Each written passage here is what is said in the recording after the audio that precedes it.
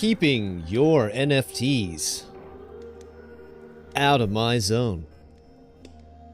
And streaming live from beautiful, rainy, and frigid Portland, Oregon. It's quite cold here lately. It's quite cold out there.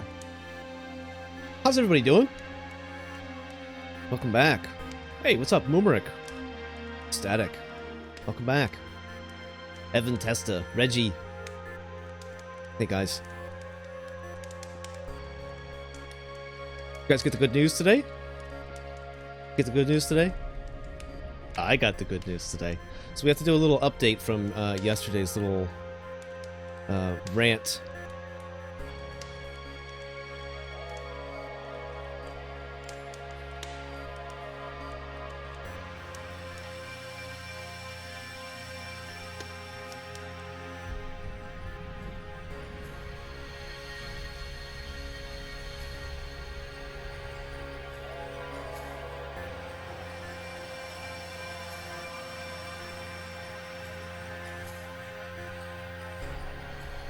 Here it is.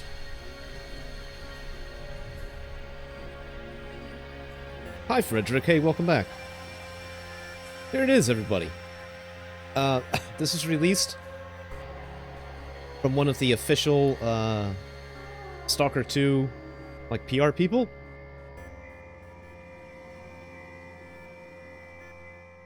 What's interesting about this is that I was sort of like hanging out live in a couple different Discords when this dropped. And this was the second of two messages that that came out of GSC today.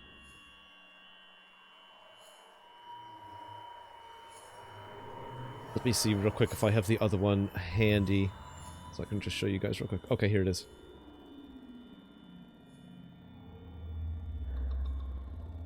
This would be the first message that we got today from GSC by way of, I guess it was an explanation, essentially, for their thought process behind adding or partnering with a company that traded in NFT. I made the comment on my video yesterday, something like that D-Market makes products and attempts to make money. Yeah, no. They attempt to make money on sales. They don't make products. They are they're a marketplace. So I just wanted to sound a little bit less like an idiot. But anyway, so this is the first message that we got today. It came through the Discord for me. I'm sure it was also on their Twitter and everything. Dear Stalkers, we want to give a detailed comment on yesterday's announcement of NFT bonuses for Stalker 2. GSC Game World is an independent game development studio. We have no publisher. We do have wonderful partners, an incredible team, and a dream of a game that you will sincerely love. Just like all the other devs, we need two main resources: time and money. Stalker 2 Heart of Chernobyl is truly the biggest and most complex game we have ever created. We'll come back to this, because I only really have one comment about this this particular message. All the funds that we have that we earn during the development process, including the potential income from NFT, will be spent on improving the long-awaited game to make it even better. Why did we choose NFT? It's a new technology, and we are eager to Chevron do NFT right, and Chevron give certain fans an opportunity to, again, Chevron, to get into, and Chevron, the game without interfering with each other's players' experiences. This is why the tokens are entirely optional and have no impact on gameplay or story. No weapons, quests, locations, etc. Clarifying there. And can be activated only before the game releases. Yesterday, we announced the first tokens, the faces of several NPCs. They aren't even involved in the story. Some of you thought we would go a bit too far from here. That's why we want to transparently disclose our plans for the future NFTs. We're going to implement nicknames of the owners, the NFT owners, on some in-game desks or walls or etc. Please remember, this is in parentheses, please remember it is a large open world we're talking about. It must be such a pain in the ass to try to announce anything, honestly, when you have, like, thousands of people ready to tear apart anything you're going to say. I feel so bad. You got all these, like, parentheses and explanatory addendums. It's... gloves, also including gloves, tattoos, skins, and badges for the multiplayer mode. We're going to come back to this, actually. Releasing as a free update after the story campaign and collectible cards. D-Market platform only for the collectible cards, no integration in the actual game of Stalker 2 itself. D-Market was chosen as a partner as a video game-only blockchain platform. They loved games, and they were eager to work with us on this kind of soft NFT realization. D-Market works on a private blockchain system with bridges into other networks. Creepy. Such as Polygon, emphasis mine, such as Polygon and Solana, with priority to provide low energy consumption and minimize CO2 emissions and other negative environmental impacts. In this statement, we are as honest with you as we can. We are not asking for support, but we at least hope you can hear us and understand our reasons. The text turned out to be very big. Thank you for reading it till the end. Please accept our apologies for yesterday's miscommunication and all the feelings it caused. We know that you wish only the best for our game, and we appreciate it with love, GSC Game World team. This message lived on the internet for approximately 5 minutes, 10 minutes, before it subsequently disappeared.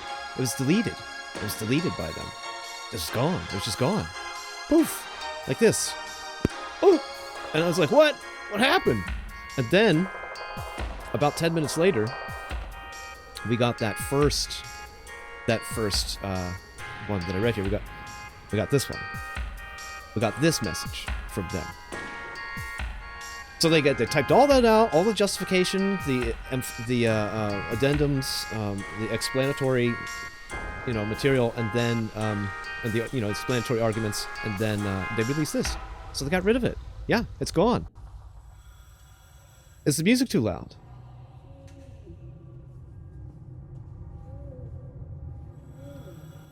Weird. Oh. Yeah, so it's done. It's that's it. They have abandoned the plan. They have abandoned the plan. There will not be NFTs in your zone or mine. And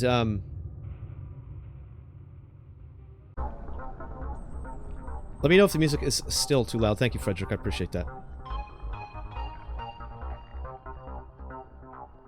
Dear Stalkers, we hear you. Based on the feedback we received, we've made a decision to cancel NFT integrations in Stalker 2. The interests of our fans and players are the top priority of the team. We're making this game for you to enjoy, whatever the cost is. If you care, we care too.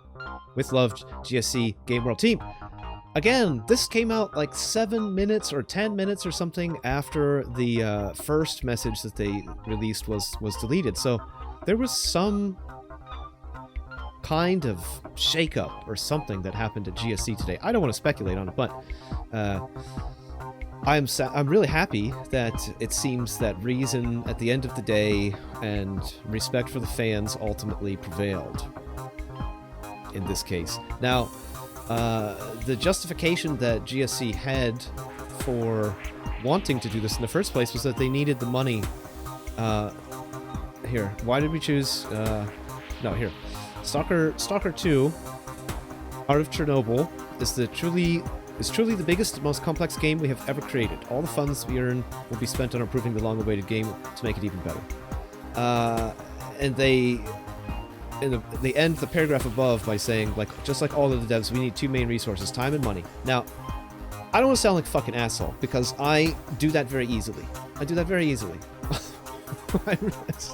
It sucks, because I just don't want to sound like an asshole, but I feel like it's your business plan. If your business plan to make X gaming experience, and if you go into it and you don't plan it out, you don't have enough money for it, and that it doesn't, the plan's not working, that's probably not a good business plan. I saw some comments that I was inclined earlier to agree with, like they were saying things like, since this IP has been on the back burner for so many years and is essentially untested in the market, the current market, it might have been smarter to start with a smaller project, or like a proof of concept, like a single map or something, or any sort of like proof of concept content released that would help them have a Kickstarter of some kind, raise money,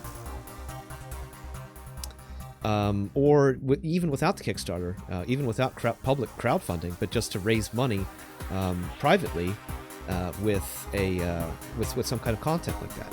That might have been a smarter plan. And then once you had not only secured funding for a larger project, but you'd also secured solid interest in it. So it would have, you know, that type of approach would have multiple benefits, rather than simply emerging out of a period of what looked like comatose existence for GSC, just suddenly emerge and say, "Oh!" They just like they were asleep for 12 years, and then they were just like, "Oh, I am going to do the most amazing, the largest and most expansive project I have ever attempted to do. Hello, is anybody there? Is anybody out there even?" So, I don't know. I think that sort of that defense of wanting to use NFT, well, we just need a little extra money. We need the money. We want to make the game super great. Well, I don't think that's how you should have done it. Make a Kickstarter, put some content out. I would actually happily donate to you that way. If we were able to, you know, crowdfund, whatever, that's much better. That's far superior than making some kind of strange deal with essentially a pyramid scheme fucking market. What is an NFT? Do you know you don't actually own anything? You just own the right to say that you own the right to the thing. It's essentially the equivalent of putting your name on a database that says, this person paid money so that they could say that this was theirs, but it's not actually theirs at all. It's just... So I don't even understand. It's a pyramid scheme where you're like trading a bunch of money around, passing a bunch of money around to get your name on essentially a database for bragging rights or something. It's the most ridiculous pyramid scheme I've ever heard. And I don't think that's a good idea, not only for Stalker 2 to do that, but to open the door for other... you know, to see that in other games in the future. That's one of the things I wanted to talk about as well. Like, people were saying that people on Reddit and Twitter and probably me too were completely overreacting about it. And number one, I think that some of the people that were saying that weren't actually fully abreast of the information that had come out. They weren't fully read up on what GSE was planning to do with NFTs. And you know, here on this channel, we read through all of the articles and all of the statements from the company. You know, to support reasons for being upset about it. And one of the reasons, the reason to be upset about it primarily is the fact that of the precedent it would set. It's opening a door to make these weird partnerships and deals and stuff for games funding, and introducing their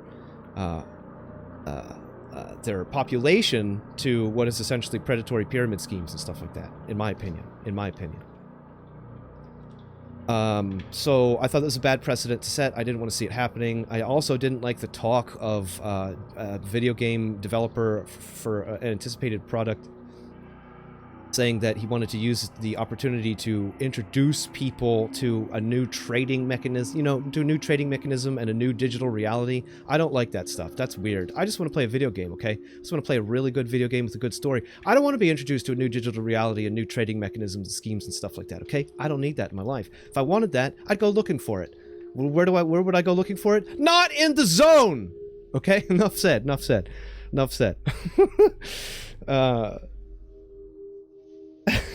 So that's my comment about that. You know, maybe it's the most biggest and complex game. I think that's really cool, but on the other hand, to go into that without the funding that you probably required in order to do it might not have been the wisest angle.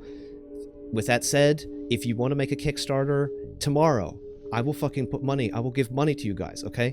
Because I want to see the game be good, and I want to do it through fans. I don't want to do it through weird companies, okay? Simple. And so yeah, I thought that was cool. Let me see here. I thought that was cool that the second statement from them was really short and sweet. You know, just boom, we're not doing it. We love you. If you care, we care. Cool. Another interesting thing I saw today in this context was that some people were saying that the whole thing was a stunt, that Grigorovich, this was an intentionally designed stunt.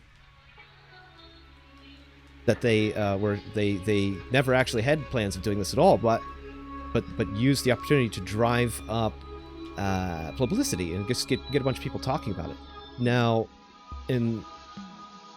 there's no way of proving that. That's speculating. Maybe it feels good to think that. Maybe it's funny and cheeky to think that, but we don't know if that's true. It could be true. Could be true. We don't know if that's true. We can look at the data. We can see that at least Google Trends has some data for the past 30 days. Interest over time for Stalker 2 as a search term is peaking the past couple weeks, especially here on the 13th. We have incomplete data for the 15th through today. We only get up to the 14th here. We could get even a little more granular with, we go to the 7-day. You can see here we do get the 16th, a huge spike of interest here at the 16th. Again, at the 15th, these would be at the announcements of this news, right? So it is definitely got some, you do have some peaking. Even within the last hour, you still see interest going up, which is cool for them. So, you know, maybe. And alternatively, like, you could just look up Stalker 2 news and see that the whole page is just covered with everybody, all the magazines having articles coming out. And everybody's reading these articles and clicking on them. So there's a bunch of traffic. It definitely generated a bunch of traffic and activity. There is some evidence to the idea that, you know, no news is bad news. No publicity is bad publicity in the end when it comes down to it. But again, there's no way of proving that. And it's also kind of silly because it's a huge gamble that they undertook. You know, a huge gamble. A huge public relations gamble. And with that said, though I'm unfamiliar with the context, I heard that the original release of Shadow of Chernobyl was also plagued with controversies. I don't remember any of it, though, and I haven't had any opportunity. You think I think you've been sold a black pill? Oh, no! Frederick's an NFT, bro! He's an NFT, bro! We got one! There's one in chat. Oh, no. I'd buy that for $1. Ah! I'm just kidding, Frederick. I should. If you have any information you want me to look into it, I will. I'll look into it. Let me catch up with chat, guys. I think it could be argued that the immediate walkback is at least moderately good news. That's exactly my argument. I'm thrilled right now. I'm very happy. I think it's great.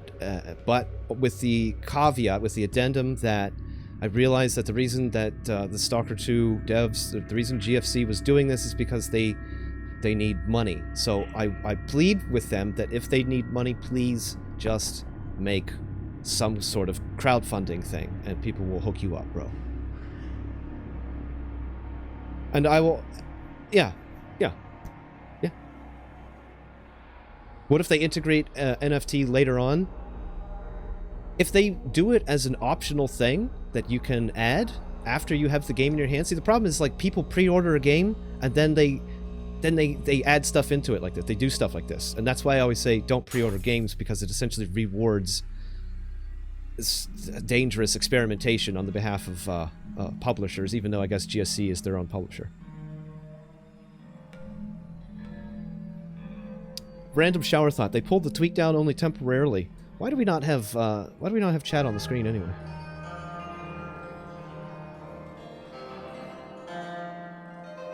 Need to come up with some more polished phrasing. No. It's the real shit. The real. This is the real message here. Yeah. They're done. NFT's gone. Just like Ayuden Chronicle from the creators of the original Suikoden.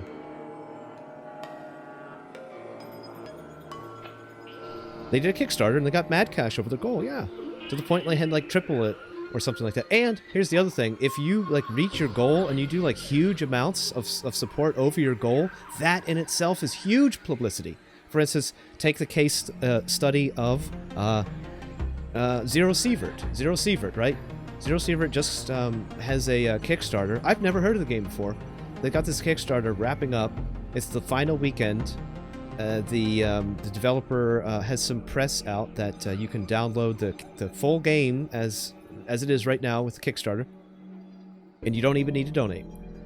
So that, you know, that's how I found out about it, and they made like huge amounts of money, and all these people found out about it, got streamers playing it, and their Discord got a huge new flood of members and traffic and stuff like that. So that type of real, like, sort of crowd activity, not top down, but bottom up. That type of activity is good. It's good. It builds the proper amount of organic hype, in my opinion.